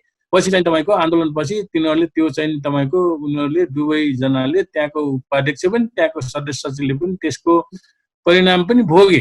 त्यस कारणले प्रतिष्ठान आफैले आन्दोलन गर्ने होइन, तर जनजाति आन्दोलन जुन किसिमको हुन्छ र जनजाति महासङ्घ लगायतका जातीय संस्थाहरूले जस्तो खालको आन्दोलन गर्छन् त्यसले प्रतिष्ठानलाई बलियो बनाउन सहयोग नै पुग्छ। त्यस कारणले आफै आन्दोलन नगरे पनि आन्दोलनको त्यो विरोधी भएर आन्दोलन दबाउने, त्यो सरकारको एक किसिमको चाहिँ तपाईँको त्यो एउटा भनौँ न दलाली गरेर अनि आन्दोलनकारीहरूको विभिन्न खालका चाहिँ तपाईँको एउटा भनौँ न रिपोर्टिङहरू गर्ने, उनीहरूलाई चाहिँ तपाईँको एउटा आन्दोलनबाट विमुख बनाउने खालको भूमिका जुन खेल्छन्, केहीले त्यस्तो चाहिँ गर्नु हुँदैन प्रतिष्ठान। अब म अलिकति यो अहिलेको जुन छनौट समितिहरू बनेका छन् तिनीहरूलाई मेरो अस्ति पनि एउटा सामान्य छलफलमा भएको थियो, कुरोकानी भएको थियो। मेरो सुझाव के हो त भनेदेखि अघि जस्तो ज्ञानेन्द्रजीले सञ्चालक परिषद प्रतिष्ठानको तर्फबाट म चाहिँ सदस्य छु, महासङ्घको तर्फबाट हाम्रो जगत बरामजी हुनुहुन्छ उपाध्यक्ष, सरकारको तर्फबाट स्थानीय अथवा चाहिँ के अरे सङ्घीय मामला सम्बन्धी मन्त्री नै हुनुहुन्छ। हामीले एउटा चाहिँ तपाईँको व्यक्ति हामी चाहिँ तपाईँको ल्याउँछौँ छनौट गर्नको लागि र हामीले 3टा मध्ये एउटालाई चाहिँ तपाईँको गराउने हो भन्ने खालको थियो। त्यसमा मेरो सल्लाह के हो त भनेदेखि अब सरकारले ल्याउनेसँग तपाईँहरूको कतिको सहमति हुनसक्छ, कतिको त्यसमा मिल्न सक्नुहुन्छ, त्यो तपाईँहरूको भर पर्ने खुबीमा भर पर्ने कुरो छँदैछ। तर अघि अलिकति नरेशजीले भन्नुभयो कि तपाईँ सञ्चालक परिषदको तर्फबाट अथवा प्रतिष्ठानको तर्फबाट चाहिँ गए पनि जगत बराम चाहिँ तपाईँको यो चाहिँ जनजाति महासङ्घ जातीय संस्थाको तर्फबाट गए पनि तपाईँ दुवैजना जनजाति सङ्घबाट आएका, जनजाति आन्दोलनबाट आएका व्यक्तिहरू हुनुहुन्छ। त्यसले गर्दाखेरि सबभन्दा पहिला तपाईँ दुईजनाको एउटा चाहिँ तपाईँको भनौँ न एक किसिमको चाहिँ तपाईँको सहमति हुनुपर्छ है। कसलाई चाहिँ तपाईँको अघि सार्ने भन्ने कुरा तपाईँले ल्याउने मान्छे पनि उसले ल्याउने मान्छे पनि है, दुईटाले सहमति गरेर गइयो भने मन्त्रीको केही लाग्दैन। किनभने यो सञ्चालक समितिको यो चाहिँ सिफारिस समितिले अथवा छनौट समितिले मन्त्री एकातिर, दुईजना एकतिर हुने भने मन्त्रीको केही लाग्दैन। त्यसको अनुभव मेरो पाला, म चाहिँ जब जनजाति महासङ्घको महासचिव थिएँ त्यति बेला महासङ्घको तर्फबाट म, सञ्चालक परिषदको तर्फबाट चाहिँ तपाईँको दुर्गामणि राई हुनुहुन्थ्यो। मन्त्री चाहिँ तपाईँको राजेन्द्र पाण्डे थिए त्यति बेला स्थानीय विकास मन्त्री। राजेन्द्र पाण्डेले नेकपा एमालेको एउटा चाहिँ एकदम खर्रा चाहिँ तपाईँको कार्यकर्तालाई अगाडि सार्नु भएको थियो। हामीले यस्तो खालको कार्यकर्ता तपाईँले ल्याउनुहोस्, तर अर्को मान्छे त्यस्तै योग्य मान्छे ल्याउनुहोस्। यो चाहिँ राजनैतिक दलकै पुरा चाहिँ तपाईँको तिनको वफादारी मान्छे ल्याएर प्रतिष्ठानबाट काम त हुँदैन, राजनीति पूर्वाग्रह हुन्छ। त्यस कारणले गर्दा त्यस्तो मान्छेले काम पनि गर्न सक्दैन, उनलाई सहयोग पनि हुँदैनन्। अलि खालको त्यही एमालेको भए पनि अलि चाहिँ तपाईँको जातीय पृष्ठभूमि भएको, आन्दोलनसँग चाहिँ तपाईँको नजिक भएका, अलि योग्य, अनुभवी, क्षमतावान त्यो खालको मान्छे ल्याउनुहोस्। ठिकै छ, तपाईँकै उसको राख्नुहोस्, किनभनेदेखि त्यहाँ सकभर त जो सरकारमा छ उसैले आफ्नो मान्छे राख्छ होइन। त्यस कारणले होइन भने यस्तो हुँदैन भनेर हामी चाहिँ त्यो दुर्गामणि राई र म एकातिर, राजेन्द्र पाण्डे एकातिर भएपछि राजेन्द्र पाण्डेले उनलाई चाहिँ तपाईँको उनले पछि उनले ल्याएको सिफारिसलाई हट्नु पर्यो र जितपाल किराँत आएको है। त्यस कारणले तपाईँ र हाम्रो चाहिँ तपाईँको जगतजीले एउटा चाहिँ अडान राख्नुभयो भनेदेखि मन्त्रीको चाहिँ तपाईँको आफ्नो भनाइ चाहिँ त्यति बलियो हुन सक्दैन। त्यसमा तपाईँहरूले सल्लाह गर्नुहोस्। मैले अस्ति चाहिँ उसलाई पनि भनेको छु, जगतजी तपाईँ र चाहिँ ज्ञानेन्द्रजीको एउटा सहमति हुनैपर्छ। तपाईँहरूले चाहिँ तपाईँ कसलाई ल्याउने, ज्ञानेन्द्रजीले ल्याउने पनि तपाईँले ल्याउने पनि एउटा सहमति हुनुहोस्, यो नभए यो है। र त्यो दुईटामा तपाईँले अडान राख्नुहोस् भने जगतजीलाई नि भने त्यस्तै खालले चाहिँ तपाईँहरूले गर्नुहोस् भन्ने मेरो। अब सदस्य सचिव त अघि चाहिँ नरेशजीले भन्नुभयो, उपाध्यक्ष आइसकेपछि उपाध्यक्षले पदलाई सदस्य सचिव ल्याउँदा पनि राम्रो मान्छे ल्याऊ भनेर भन्नुपर्छ त। सदस्य सचिवको दोस्रो चरणको अहिले नै तपाईँले चाहिँ सदस्य सचिवको सिफारिस गर्ने त होइन होला। त्यसले गर्दाखेरि सदस्य सचिवलाई उपाध्यक्षले आफ्नो अनुकूलको, आफूलाई सहयोग गर्न सक्ने योग्य, अलि चाहिँ तपाईँको यङ, एकदम डाइनामिक, एक्टिभ, पढे लेखेको मान्छे, सबै चाहिँ तपाईँको अलिकति कानुन सानुन बुझेको मान्छे पनि ल्याउनुपर्छ। त्यो चाहिँ उपाध्यक्षकै उसमा चाहिँ छोडिदिउँ अहिले। तर सञ्चालक समितिको परिषदको सदस्य सचिवहरू अलि राम्रो हो भने प्रतिष्ठान चाहिँ राम्रोसँग चल्न सक्छ। तर मूलत चाहिँ तपाईँको उपाध्यक्ष ल्याउने काममा तपाईँ दुईटाले राम्रोसँग चाहिँ तपाईँको गृह कार्य चाहिँ गर्नै पर्छ है। मेरो अधिकारको कुरो हो भनेर तपाईँले एउटा लिने र त्यसैमा तपाईँले ल्याएकोमा तपाईँले त्यसैमा आड गर्ने। जगत बरामले म महासङ्घको तर्फबाट एउटा ल्याएको छु, यो हुनुपर्छ भनेदेखि त्यो मन्त्रीले आफ्नो मान्छे खुसाउँछ र मन्त्रीकै चाहिँ तपाईँको पावर बलियो हुन्छ, उसकै चाहिँ तपाईँको पल्ला चाहिँ भारी हुन्छ। त्यस कारणले उसले चाहिँ तपाईँको त्यहाँ छिराउन पाउँछ। त्यस कारणले त्यो दुईटा तपाईँको मैले अहिलेदेखि चाहिँ अस्ति पनि भने, आज पनि म त्यही भन्दैछु, दुईजनाको एकदम सल्लाह, एकदम परामर्श हुनु पर्यो। अरूबाट कसबाट चाहिँ सरसल्लाह लिने त्यो लिने र चाहिँ तपाईँको त्यसलाई उ गर्ने। र त्यो चाहिँ तपाईँको अनुभव पहिला पनि छ। पहिला पनि हामीले पनि पहिला चाहिँ बालकृष्ण माबु भन्ने बेला पनि यो चाहिँ तपाईँको सन्तबहादुर गुरुङ त्यति बेला हुन त अब उनी चाहिँ सबैले चिनेको हुनाले उनलाई ल्याएको थिए। त्यही पनि सन्तबहादुर नै हुनुपर्छ भनेर उनीहरूको अडान भएपछि सन्तबहादुर अरू पनि ल्याएका थिए मान्छे है। त्यसपछि तपाईँको यो पछि चाहिँ तपाईँको जितपाल किराँत आउने बेला पनि त्यही भएको थियो। त्यसपछि बल्ल चाहिँ तपाईँको अब जनजाति महासङ्घले त्यस्तो खालको एक्टिभ र अलिकति चाहिँ तपाईँको भनौँ न स्ट्रङ चाहिँ रोल खेल्न सकेन। अनि सरकारीले अथवा जो पार्टीको चाहिँ सत्ता छ, सरकार छ, उसले मन लागेकोलाई खुत्तो ल्याउँदाखेरि बिग्रिँदै गएको चाहिँ खास गरिकन त्यसो भएको। त्यस कारण त्यो कुराहरू यहाँले चाहिँ एकदम बडो चाहिँ तपाईँको होसियारीपूर्वक चाहिँ उ गर्नुहोस्। र अब चाहिँ तपाईँको यो अब त्यो भइसकेपछि अब बजेटको सजेटको कुराहरू सबै आउँछ कि पहिला जस्तो हुन अघि भन्नुभयो नि त, अब प्रतिष्ठानको उपाध्यक्ष भनेको राज्य मन्त्री सरहको हैसियतको भने होइन, उनको हैसियत त राज्य मन्त्री सरहको हो नि त। तर मान्छे कमजोर गयो भनेदेखि, नेतृत्वमा चाहिँ बस्ने मान्छे, प्रमुख मान्छे कमजोर गयो, अलिकति त्यस्तै खालको चाहिँ मान्छे गयो भनेदेखि त्यो मन्त्रालयको चाहिँ तपाईँको सामान्य चाहिँ तपाईँको प्रशासकहरूले पनि उनीहरूलाई चाहिँ तपाईँको तेर्दैनन् है। उनीहरूलाई चाहिँ तपाईँको सहजै चाहिँ तपाईँको मन्त्रीसँग चाहिँ तपाईँको सम्बन्धित चाहिँ मन्त्रीसँग के अरे लाइन मिनिस्ट्रीकोसँग नभेटाउने, त्यस्तै गर्ने गराउँछ। अलिकति आफ्नो चाहिँ तपाईँको अस्तित्व राख्न सक्ने, आफ्नो किसिमको चाहिँ तपाईँको एउटा हैसियत कायम गर्न सक्ने खालको मान्छे हुनुपर्छ। सन्तबहादुर गुरुङ उपाध्यक्ष हुने बेला के भयो थियो भनेदेखि स्थानीय विकास मन्त्रालयको एउटा सहसचिवको नेतृत्वमा युएनको पर्मानेन्ट फोरममा चाहिँ तपाईँको उनीहरूलाई सहभागी चाहिँ बनाउन पठाउन लाग्थ्यो। तर त्यसको संयोजक कसलाई बनाएको थियो भनेदेखि स्थानीय विकास मन्त्रालयको सहसचिवलाई। सन्तबहादुर गुरुङ भनेको कहाँको प्रोफेसर अनि राज्य मन्त्री सरहको चाहिँ तपाईँको प्रतिष्ठानको हैसियत छ, सहसचिवको चाहिँ तपाईँको नेतृत्वमा संयोजकतामा चाहिँ जानुपर्ने गराएपछि उसले चाहिँ म जाँदैन, बरु अर्को मान्छे पठाऊ भनेर चाहिँ तपाईँको त्यति अडान लिएपछि पछि चाहिँ तपाईँको बरु फेरि चाहिँ तपाईँको उनीहरूले पठाएको। त्यसकारण त्यतिसम्मको जनजाति भनेपछि चाहिँ तपाईँको सरकारी क्षेत्रमा गएको होस् अथवा चाहिँ गैर सरकारी, त्यतिसम्मको तपाईँको अपहेलना, त्यतिसम्मको चाहिँ तपाईँको डोमिनेट चाहिँ गर्छन् कि अहिलेको राज्य सरकारले। त्यस कारणले त्यस्तो खालकोमा तपाईँहरूले राम्रोसँग चाहिँ गृह कार्य गरेर अगाडि बढाउनुहोस्। प्रतिष्ठानलाई चाहिँ बलियो बनाउनुपर्छ। हामीले चाहिँ तपाईँको आफ्नो तर्फबाट चाहिँ जहिले पनि त्यसलाई बलियो बनाउनुपर्छ भन्ने नै कुरोमा हामी चाहिँ लागि परेका छौँ। प्रतिष्ठानमा केही चाहिँ तपाईँको पर्दाखेरि उ गर्नु परेका छौँ। हामीलाई त के गर्छ भने प्रतिष्ठानले ल खारेज गर्न आयो भनेदेखि सबभन्दा पहिला फोन गर्छ भने ल ओम सर यस्तो खारेज हुने भयो तपाईँले बोलिदिनु पर्यो भन्छ। त्यसपछि हामी बोल्छौँ, कराउँछौँ, गर्छौँ, फेरि त्यो उच्च भएपछि फेरि कुनै किसिमको चाहिँ तपाईँको त्यहाँ त्यसपछि सरोकार पनि हुँदैन, सम्पर्क पनि हुँदैन, सम्बन्ध पनि हुँदैन। त्यही पनि हामीले आफ्नो तर्फबाट हाम्रो चाहिँ भूमिकाहरू चाहिँ निभाइराखेका हुन्छ। त्यस कारणले राम्रो मान्छे आयो भनेदेखि बजेटको कमी हुँदैन, राम्रो मान्छे आयोदेखि तपाईँको त्यहाँ कार्यक्रमको कमी हुँदैन, राम्रो मान्छे आयो भनेदेखि त्यहाँ चाहिँ तपाईँको सरकारसँग वार्ता गर्ने, लड्ने, भिड्ने, जुट्नेको कमजोरी हुँदैन। तर कमजोर मान्छे आयो भनेदेखि त्यो सरकारले दिएको हन्डी जति छ त्यतिमै चाहिँ चुप्प लगाएर कर्मचारीले तलब खुवाएर बस्नुपर्छ भनेदेखि प्रतिष्ठानले आफै पनि एकदम चाहिँ पहल गर्न सक्छ। अन्तर्राष्ट्रिय चाहिँ तपाईँको दात्री संस्थाहरूसँग चाहिँ उसले चाहिँ तपाईँ सम्बन्ध राख्न सक्छ, परियोजना चाहिँ प्रस्तावनाहरू तयार गर्न सक्छ, विकासका कार्यक्रमहरू, जनजातिको कार्यक्रमहरूको लागि, हक अधिकारको लागि कार्यक्रम ल्याउन सक्छ। आफैले पनि चाहिँ तपाईँको रिसोर्सहरू चाहिँ तपाईँको बटुल्न सक्छ, परिचालन गर्न सक्छ। तर अयोग्य छ, कमजोर छ, क्षमता छैन, डराउँछ भनेदेखि सरकारले जति हन्डी दियो त्यतिमै चाहिँ तपाईँको तलब खाएर बसेर जाने पनि हामीले देखियो है। त्यस कारणले त्यो बारेमा तपाईँहरूले चाहिँ तपाईँको त्यसरी चाहिँ सल्लाह गर्नुहोस् भन्ने मेरो चाहिँ। अब हामी कार्यक्रमको अन्तिम चरणमा आइपुगेको छौँ। एक चरण मात्रै यहाँहरूले आफ्नो कुराहरू राखिदिन म अनुरोध गर्दछु। नरेश ताम्राकारजीबाटै जाउँ। के अरे अबको आदिवासी जनजाति आन्दोलनमा अर्थात् हाम्रो अभियानमा हामी कतिको आशावादी हुने, कसरी जाने, तपाईँ कतिको आशावादी हुनुहुन्छ? हामी आदिवासी आन्दोलनबाट निराश भएका छैनौँ।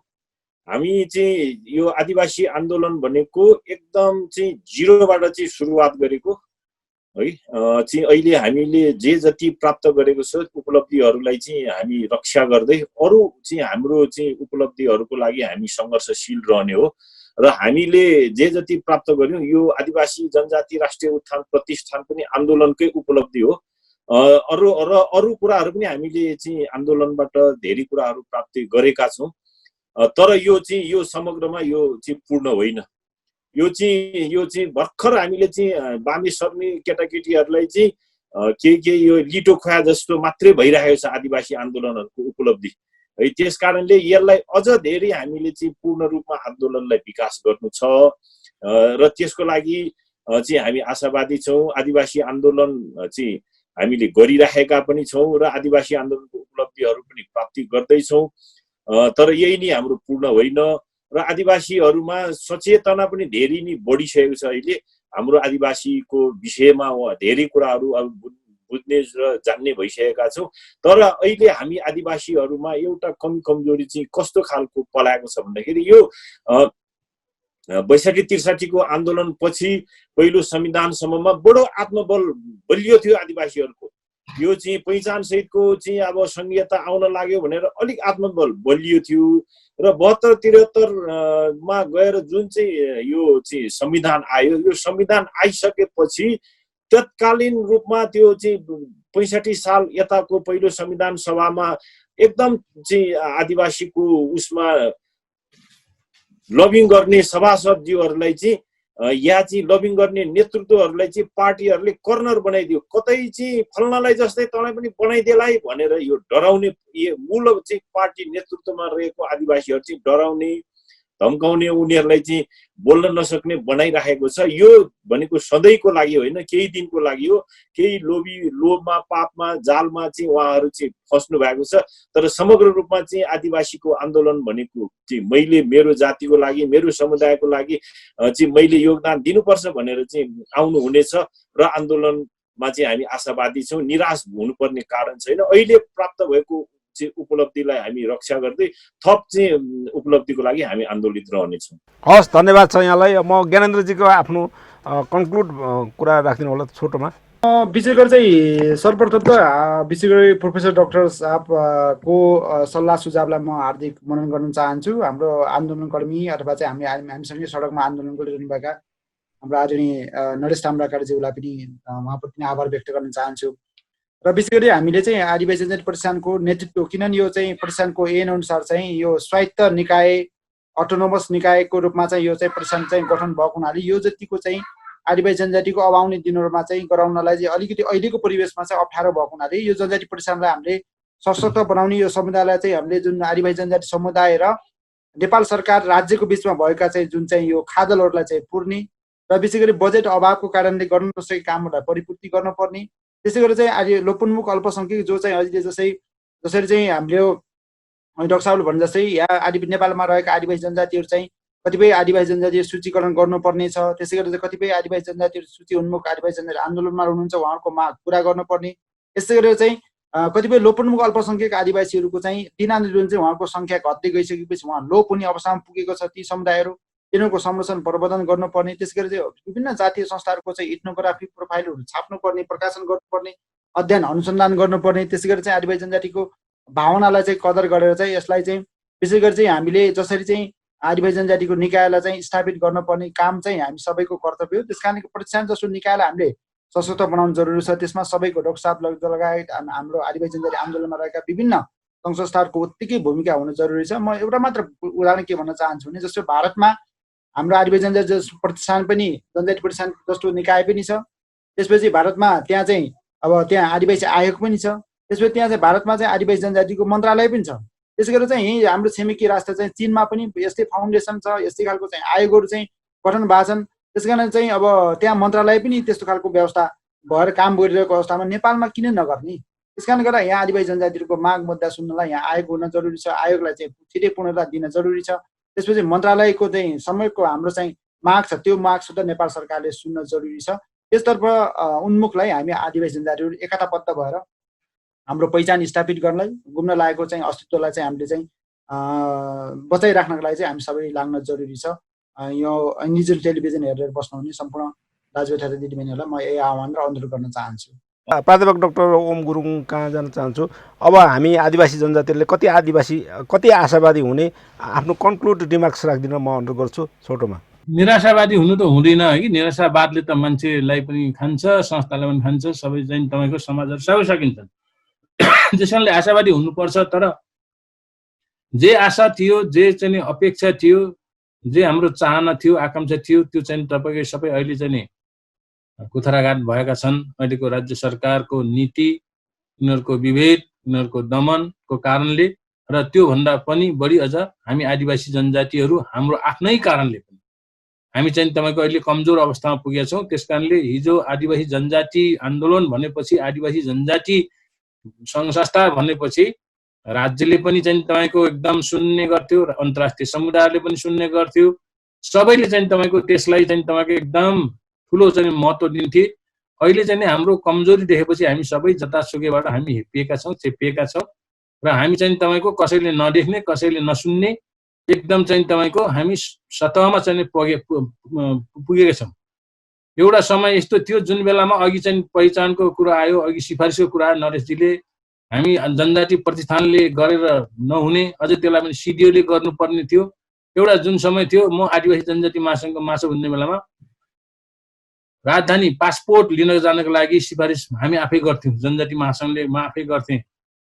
कुनै पनि सरकारी सेवामा जागिर खानको लागि अथवा चाहिँ तपाईँको छात्रवृत्ति पाउनको लागि कहिले प्रतिष्ठानले समेत गरेन, कुनै सिडिओले गरेन, जनजाति महासङ्घकै महासचिवको सिफारिसले चल्थ्यो।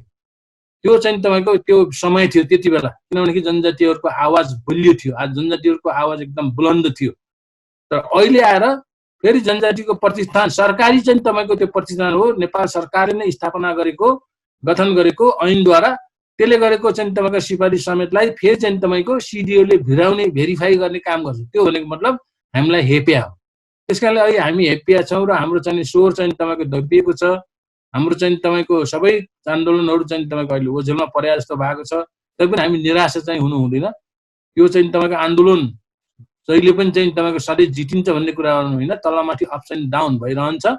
त्यसबाट हामीले चाहिँ निराशा हुनुपर्ने त्यसबाट भाग्नुपर्ने विचलित हुनुपर्ने स्थिति छैन। फेरि त्यसलाई चाहिँ सशक्त बनाउने हो। त्यसको लागि आदिवासी जनजाति हामी आफै अगुवाहरूमा, हाम्रा चाहिँ जनजाति सङ्घ संस्थाहरूमा, हाम्रो नेतृत्व वर्गमा भएका कमी कमजोरीहरू के छन् त्यसलाई त्यसको समीक्षा गर्ने, त्यसको समीक्षा गरेर कमी कमजोरीलाई हटाउने र हिजोका चाहिँ तपाईँको हाम्रा बलिया पक्षहरू के छन् त्यसबाट हामीले पाठ सिक्ने हो र हाम्रो लडाइँ, हाम्रो सङ्घर्ष चाहिँ निरन्तर चाहिँ जारी राख्ने हो। अधिकार प्राप्तिको एकदम आन्दोलन, त्यो चाहिँ सङ्घर्ष कठिन हुन्छ। कठिन यात्रा हामी चाहिँ तय गरेका छौँ। त्यसले गर्दाखेरि हामी चाहिँ त्यसबाट विचलित भएर, त्यसबाट निराश भएर, त्यो खालको समस्याबाट चाहिँ तपाईँको भागेर होइन, त्योबाट जुझेर त्यसलाई सामना गरेर नै चाहिँ हामी चाहिँ अगाडि बढ्नुपर्छ। प्रतिष्ठान अब जुन ज्ञानेन्द्रजीले भयो, सरकार र उसको बिचमा जो खाडल छ भन्ने कुरा, त्यो खाडल साडल हामीले पुर्ने भन्दा पनि हाम्रो आफ्नो चाहिँ तपाईँको उसलाई बलियो बनाउने, फेरि त्यो खाडल चाहिँ बलियो बनाउँछु, सरकार चाहिँ उसको बिचको खाडलसम्म बनाउँछु भने पनि सरकारकै चाहिँ तपाईँको पिछलो गुल भइएला अथवा सरकारकै हो भन्ने खालको चाहिँ आभास जाने जान्छ है। त्यस कारणले अब त्यसको आफ्नो स्थान छ। यतापट्टि यो पनि सरकारी हो, त्यो पनि सरकारी हो, दुईटा बिचमा चाहिँ खाडल हुनुपर्ने आवश्यकतै छैन है। तर व्यक्तिको कारणले गर्दाखेरि त्यसको चाहिँ क्रिया चाहिँ काम गर्ने चाहिँ शैली पद्धतिको चाहिँ कमी कमजोरीको कारणले गर्दाखेरि त्यस्तो भएको होला। होइन भनेदेखि जनजाति चाहिँ न त्यो के अरे प्रतिष्ठानले कुनै आन्दोलन गरेका छैन, केही आन्दोलन के अरे गरेका छैन, त्यो सरकारसँग त्यसको खाडल चाहिँ तपाईँको बढ्नुपर्ने, दूरी बढ्नुपर्ने कुनै कारणै छैन। त्यस कारणले त्यो खाडल पुर्नेप्रति हामी लाग्यौँ भने फेरि फस्छौँ है। त्यस कारणले हामीले खाडल पुर्नु छैन, तर हाम्रो आफ्नो अस्तित्व, हाम्रो मान मर्यादा, हाम्रो खालको चाहिँ तपाईँको पहिचान, हाम्रो अधिकार स्थापित गर्ने हो। त्यसको लागि हामी एक हुने हो है। सरकारसँग चाहिँ हामी त्यसको काँध मिलाएर हिँड्ने त सरकारको चाहिँ तपाईँको हातमा छ। उसले हामीलाई चाहिँ सहयोग गर्नु छ, हाम्रो चाहिँ तपाईँको अस्तित्व स्वीकार छ, हाम्रो पहिचान स्वीकार छ, हाम्रो चाहिँ अधिकारहरू चाहिँ तपाईँको हामीलाई अधिकार सम्पन्न बनाउँछ, हामीलाई सेवा सुविधा गर्छ। त्यो हातमा हात मिलाएर काँधमा मिलाएर हिँड्न सकिन्छ। होइन यही किसिमले चाहिँ तपाईँको जनजातिमाथि विभेद गर्छ, अन्याय गर्छ, शोषण गर्छ, उत्पीडन गर्छ भनेदेखि त्योसँगको सङ्घर्ष निरन्तर रूपमा चाहिँ अगाडि बढ्छ। त्यस कारणले प्रतिष्ठानले त्यो भूमिका अब जनजातिको पक्षमा खेल्छ अथवा चाहिँ तपाईँको सरकारको म एउटा अङ्ग हुँ, सरकारले जे भने त्यही गर्नुपर्छ, त्योभन्दा म यता दायाँ बायाँ गर्दिनँ, जनजातिहरूलाई त चाहिँ तपाईँको हामीले चाहिँ तपाईँको कुनै किसिमको सरकार राखिन्न, जे चाहिँ तपाईँको सरकारी नियममा छ त्यही मात्रै गर्छु भनेदेखि त्यो प्रतिष्ठानको कुनै काम चाहिँ हुँदैन। त्यस कारण त्यस्तो खालको व्यक्तिहरूलाई हामीले चाहिँ तपाईँको अलिकति चाहिँ तपाईँको हामीले पहिलेदेखि राम्रोसँग चाहिँ चिनेर त्यस्ता मान्छेहरूलाई प्रतिष्ठानको अध्यक्ष बनाउने, प्रतिष्ठानको चाहिँ तपाईँको एउटा चाहिँ प्रमुख बनाउनको लागि हामी त्यति बल गर्नु चाहिँ हुँदैन। त्यो चाहिँ सञ्चालक समिति, त्यो खालको चाहिँ छनौट समितिले विचार गर्नुपर्छ। म आयो भने सरकारसँग म सब मिल्छ। हामी सरकारसँग हाम्रो के छ, प्रतिष्ठानको के छ, केही खालको चाहिँ तपाईँको कुनै किसिमको चाहिँ तपाईँको दूरी त छैन, कुनै किसिमको उ त छैन। उनीहरू त आफै सरकारीहरू हुन्। त्यस कारणले त्यसको खाडल पुर्ने पत्ती लाग्ने भन्दा पनि त्योसँग त्यसमा चाहिँ स्ट्रङ भएर चाहिँ काम गर्ने मान्छे चाहिँ तपाईँको हामीलाई चाहिएको छ। आदरणीय दर्शकबिन, आजको यो जनसवाल कार्यक्रम अन्त्य गर्न चाहन्छु। भोलि अर्को अतिथि, अर्का विषय र अर्को सन्दर्भका साथ हामी उपस्थित हुने नै छौँ। आजको लागि भने सम्पूर्ण युनिटसहित म कुमार यात्रुलाई बिदा दिनुहोस्। नमस्कार।